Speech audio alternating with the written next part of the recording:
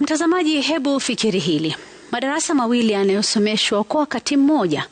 Ndiyo hali ya wanafunzi na walimu katika shule ya Enairurukoi, maeneo ya Esoit, Transmara, kaunti ya Narok.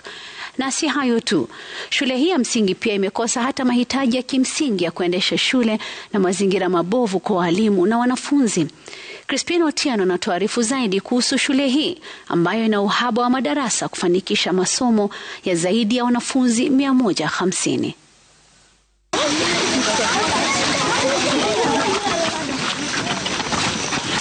Jumatano asubuhi ndani ya shule ya msingi ya Enairurukoi, maeneo ya Esoit, Transmara, kaunti ya Narok.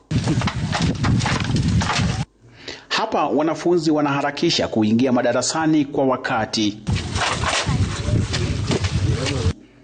Kwa umbali utadhani wanakosea kuvuka ua wa shule wanapokimbilia darasani.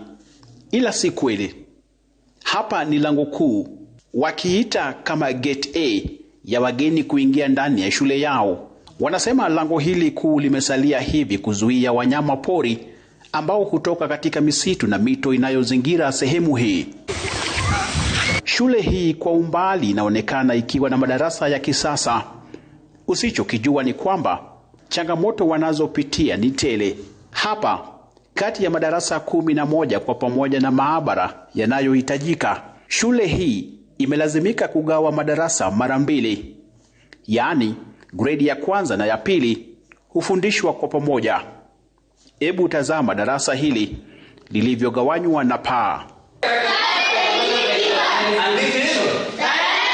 Kwa walimu changamoto ni tele. Hapa kando na ukosefu wa umeme, wanalazimika kutembea zaidi ya kilomita 20 kwa huduma zinazohitaji stima. Classes zile ambazo zinatumika wanasomea mbili kwa kila, kuanzia chekechea mpaka grade ya 9. Kwa hivyo grade ya 9 peke yake ndio wanatumia darasa lao wenyewe. Lakini grade ya 7 na 8 ziko pamoja, 6, 5 wako pamoja, 4, 3 wako pamoja na 2 moja. Haya ndiyo makazi bora za walimu katika shule hii karne hii. Winnie Auma ni mwalimu wa shule hii. Amekuwa akiishi hapa na familia yake pamoja na walimu wenzake wawili ambao hawawezi matembezi ya kilomita zaidi ya 15 kila siku. Enairurukoi nilikuja almost 5 years ago, lakini maisha hapa imekuwa ngumu. Nilikuja sikufikiria hata term nitamaliza. Hata kuna madam wanaishi wawili kwa nyumba. Imagine nyumba, na hiyo nyumba ni kadogo. Sasa inabidi waishi wawili, hata mimi naishi na madam mwingine. Na si hayo tu.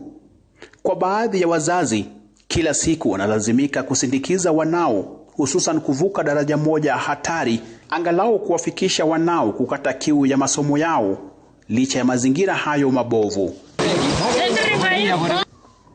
Wengine wakionekana kuketi kitaku kando ya mto, wakingoja wanao kurejea kutoka shule hii ili wawasaidie kuvuka mto huo.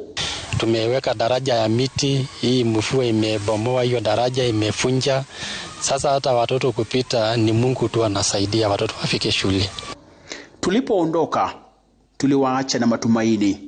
Matumaini kwamba ujumbe huo siku moja utafikia wakuu katika idara ya elimu. Crispin Otieno, runinga ya Citizen, Enairurukoi, kaunti ya Narok.